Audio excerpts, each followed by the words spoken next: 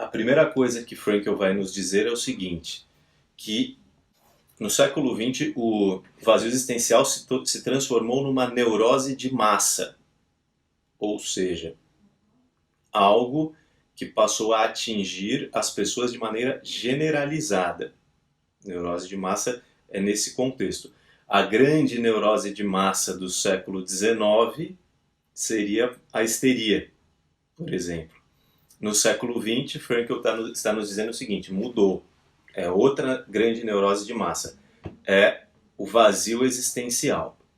Então vejam só, esse é um dos pontos.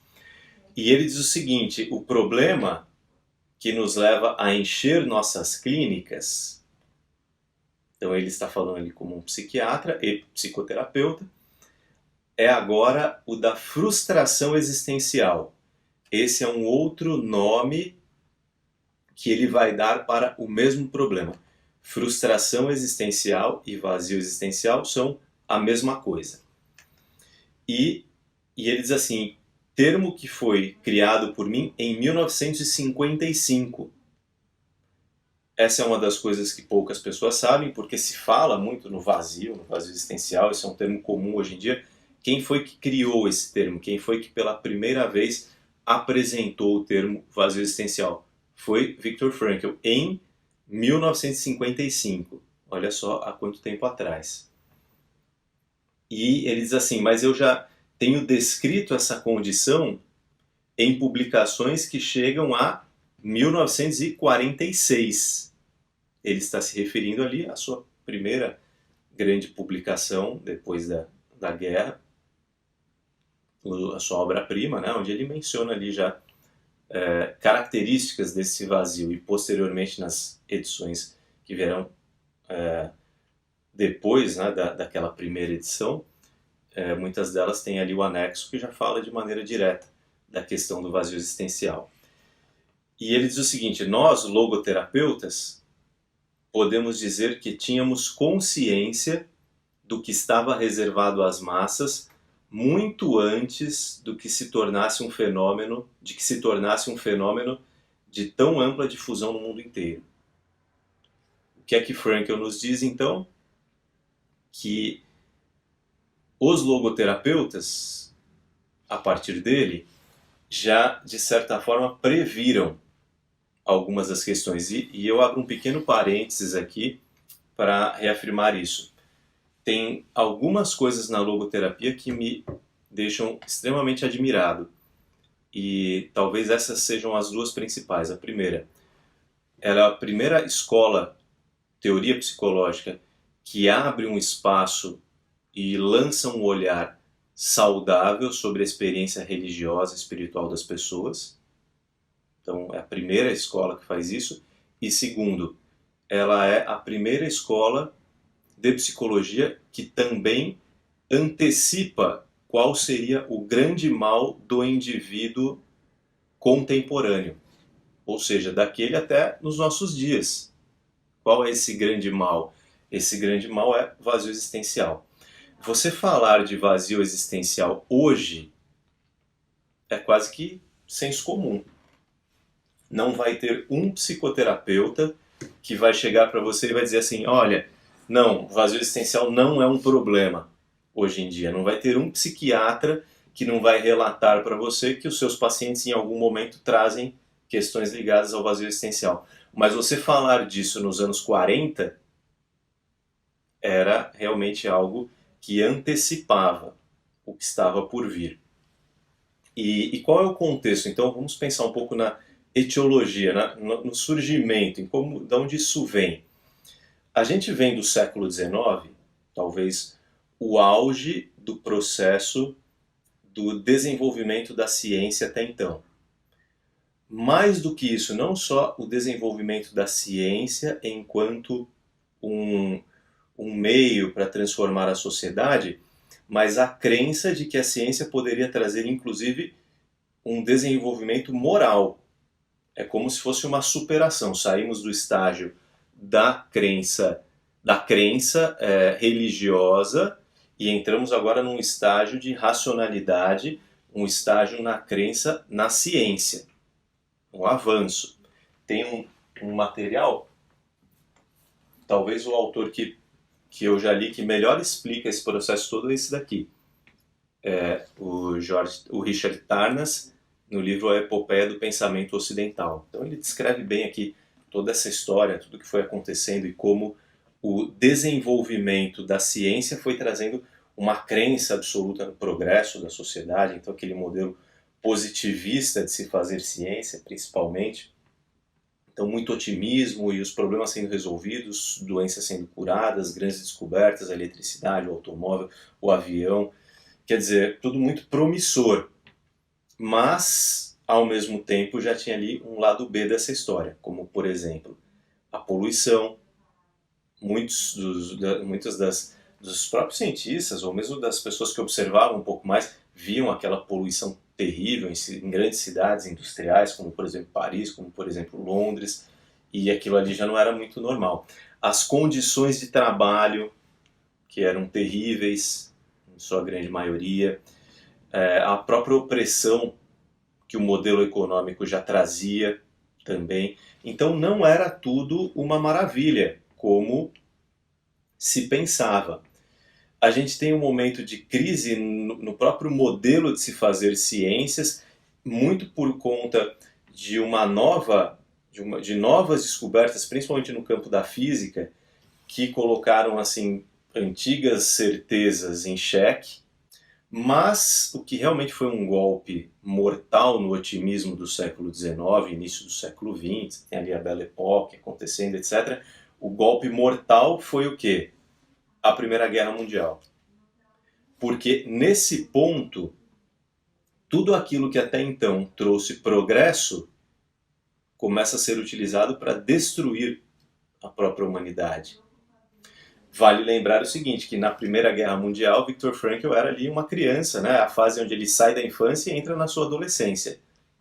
De 1914 a 1918, ele nasce em 1905 e, além disso, ele vive em Viena, ou seja, num dos epicentros da Primeira Guerra Mundial, assim, de maneira intensa. Vale lembrar que todo o conflito começa ali com a morte do herdeiro do trono do Império Austro-Húngaro. Então ele está ali vivenciando aquilo na pele. Ele relata nos seus livros a necessidade que ele e sua família passaram nessa fase. Então ele está vendo isso como um observador direto, como alguém que participa da história. A gente tem a grande crise na economia mundial por conta da crise da Bolsa Norte-Americana de Nova York, já no final dos anos 20, estendendo-se ao início dos anos 30, e nós temos no final dos anos 30, do meio para o fim dos anos 30, a ascensão do nazismo e a Segunda Guerra Mundial. Então, todo aquele otimismo em um espaço de tempo que vai de 1914 até 1945, ele é esmagado. Frankl é um observador em primeira pessoa de todas essas coisas. E ele começa, então, a entender que as certezas, elas não são tão certas assim como as pessoas acreditavam ser. E então ele vai dizer que, em função disso, que o vazio existencial ele é causado principalmente por uma dupla perda. Qual seria essa dupla perda? Primeira, as tradições que serviam como base para o indivíduo agir, elas já haviam sido derrubadas. Isso quando? Isso antes desse período, ou concomitantemente, conforme a modernidade se impõe, principalmente aí do século XIX, né, do início até o fim do século XIX, começo do século XX, as tradições vão perdendo valor enquanto fontes de determinar o comportamento das pessoas. Elas vão sendo questionadas, as pessoas não agem simplesmente porque a crença, porque a igreja, porque os valores políticos me dizem que eu tenho que agir. Tudo isso é questionado. Esse, aliás, é um processo que vem desde lá do final da Idade Média. Bom, além disso, os instintos, qual seria a outra fonte de ação? Os instintos.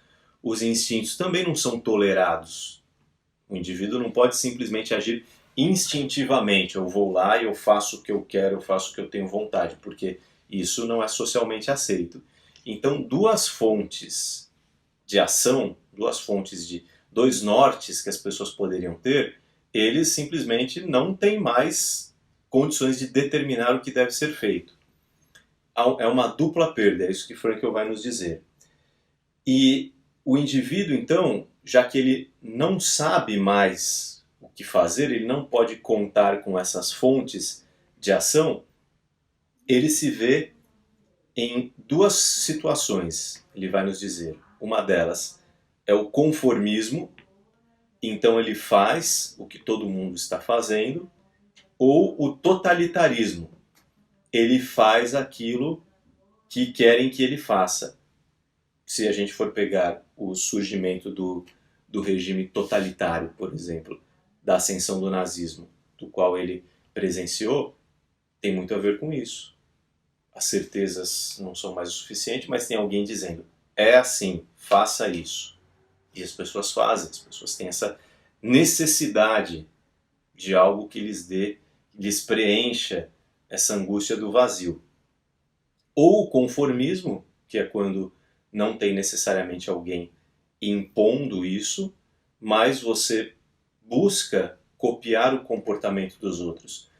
Tanto o totalitarismo quanto o conformismo impedem o desenvolvimento da autonomia do sujeito. Esse sim seria um estado de equilíbrio, o indivíduo autônomo, do grego, né, autonomos, aquele que tem as suas próprias leis, que segue aquilo que ele acredita ser o correto. Ou seja, esse indivíduo não tem vazio, o indivíduo autônomo.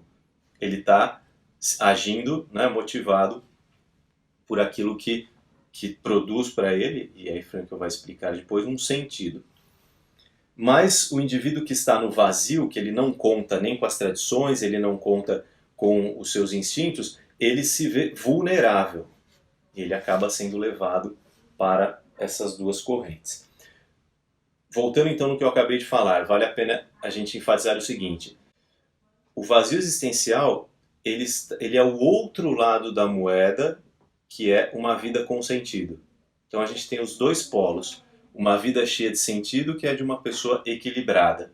Por isso que Frankl vai propor como uma grande solução para os problemas do indivíduo contemporâneo a busca pelo sentido, o encontrar sentido, porque o encontrar sentido tira o indivíduo do vazio existencial. Funcionaria mais ou menos assim. E, ao mesmo tempo, ele vai dizer então que o outro polo qual que é? Né? É a vida com sentido, e o outro polo é o vazio existencial. Os dois lados da mesma moeda da existência humana. No século XX, na passagem do 19 para o 20, ele entende que isso começa a ter as suas raízes, já no início do século 20. Durante o século 20 isso se consolida, e eu, na leitura que eu faço, no século 21 isso só se intensificou, ainda mais. Por isso que a leitura da logoterapia ela é tão atual, porque o que a gente vê ali está acontecendo no momento. Não é que, como a gente olha, por exemplo, a histeria do século XIX, e aí a gente olha já para o final do século XX e fala, não, a coisa mudou. Não. A gente olha hoje para o vazio que vem surgindo em meados do século XX, e a gente olha que no século XXI ele se intensifica. Por isso a logoterapia ainda é válida. Mais do que isso, ao meu ver, por isso ela é a melhor ferramenta que a gente tem para entender o indivíduo contemporâneo, porque é como Frankl disse aqui, o que enche boa parte das vezes os consultórios de psicólogos e psiquiatras ao redor do mundo é a frustração existencial, é a falta de um sentido que conduz o indivíduo ao vazio. Aí o que mais que ele vai nos dizer como efeitos colaterais desse vazio existencial? Nós temos principalmente três coisas acontecendo: a depressão, a agressão e o vício. E é interessante porque ele está falando dessas coisas nos anos 50, nos anos 60, e se nós formos olhar o cenário atual dos grandes males psicológicos do indivíduo contemporâneo, nós vamos encontrar exatamente o quê? Qual é considerado o grande mal do século? Não é justamente a depressão ou a ansiedade? Agora eu pergunto, a ansiedade muitas vezes não é uma expressão de agressividade? de cobrança excessiva do indivíduo consigo mesmo, de pressão demais, do indivíduo que se coloca num mundo e em um processo de ação de conformismo, né, e vai seguindo aquela engrenagem que é a vida contemporânea, e ele acaba se agredindo com isso. Então, a depressão, a agressividade e o vício e a toxicodependência em todas as suas formas, desde os remédios que são usados sem muitas vezes uma prescrição, fora de um tratamento, eles são usados realmente para aliviar a dor da existência, e essa não é a função da medicação psiquiátrica. A função é que ela seja um tratamento, mas eles são usados de outra forma e em alguns casos até prescritos de uma outra forma, né? Acho que isso é cada vez menos comum. A gente tem dentro da psiquiatria uma mentalidade cada vez mais positiva em relação à maneira como se usa, como se administra os tratamentos, a combinação dos tratamentos medicamentosos com a psicoterapia. Então isso é um ponto altamente positivo da psiquiatria contemporânea, mas muitas pessoas usam isso, né, de outra forma. E não somente as medicações, mas outras formas de vício e de dependência, como por exemplo as drogas e o álcool. Então vale a pena a gente abrir um pequeno parênteses aqui para falar principalmente do álcool, a glamorização da bebida alcoólica. Se você for olhar para várias das músicas que fazem sucesso no Brasil hoje em dia, nós vamos encontrar justamente letras que falam disso, como se fosse uma coisa legal a pessoa ficar embriagada, perder a consciência. Ah, isso faz parte da vida, isso é normal. E muita gente que coloca isso em prática regularmente, todas as semanas, 2 a 3 vezes por semana, principalmente entre os jovens. Isso é comum. Jovens, eu estou dizendo o quê? Jovem a partir dos seus 18 até os seus 30 e poucos anos de idade.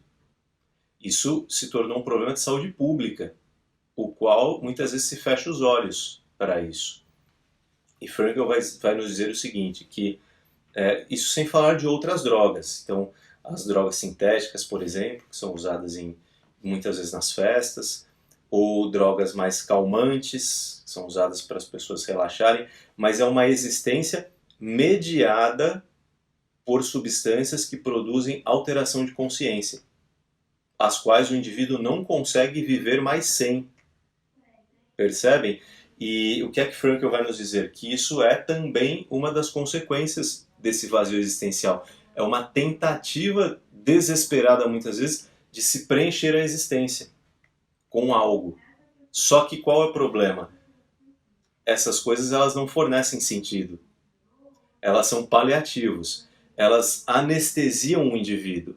Outra coisa que Frankl vai nos dizer aqui é a compensação sexual. Então, olha o que ele diz, a frustração existencial acaba em compensação sexual. Podemos observar nesses casos que a libido sexual assume proporções descabidas no vazio existencial. Ele está descrevendo isso antes, inclusive, da própria revolução do comportamento sexual dos anos 70. Ele meio que profetizou, mas não é uma profecia, não tem nada de místico nisso. Ele analisou o indivíduo contemporâneo, que nascia ali com a contemporaneidade, e ao mesmo tempo ele identificou quais seriam as consequências disso. E o que a gente vê hoje, o cenário que a gente vê hoje é exatamente esse. Ao mesmo tempo, Frankl não faz somente um diagnóstico, ele propõe um tratamento. Qual que é o tratamento? É a logoterapia, enquanto uma forma de ajudar o indivíduo a encontrar o sentido para a sua existência. Se você olha, isso não é só no Brasil, mas vamos falar na nossa realidade. Se você olha na nossa realidade hoje, na realidade brasileira, o que acontece, por exemplo, com a vida de boa parte dos jovens no que diz respeito à conduta sexual e no que diz respeito à maneira como eles lidam com bebidas alcoólicas e outras drogas. É exatamente isso aqui que a gente vê Frankl descrevendo. É o abuso em ambas as coisas, é uma atitude sem responsabilidade mediante essas coisas e é, ao mesmo tempo, uma forma de compensar algo que nunca vai ser preenchido por essas coisas. Então é um buraco sem fundo.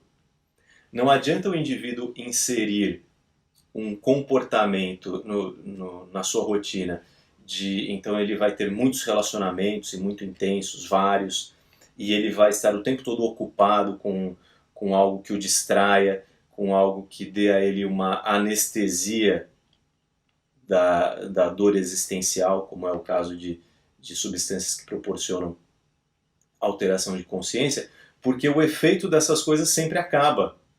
E essas coisas não têm a capacidade natural de produzir sentido. Por isso o indivíduo cai em um vazio cada vez maior.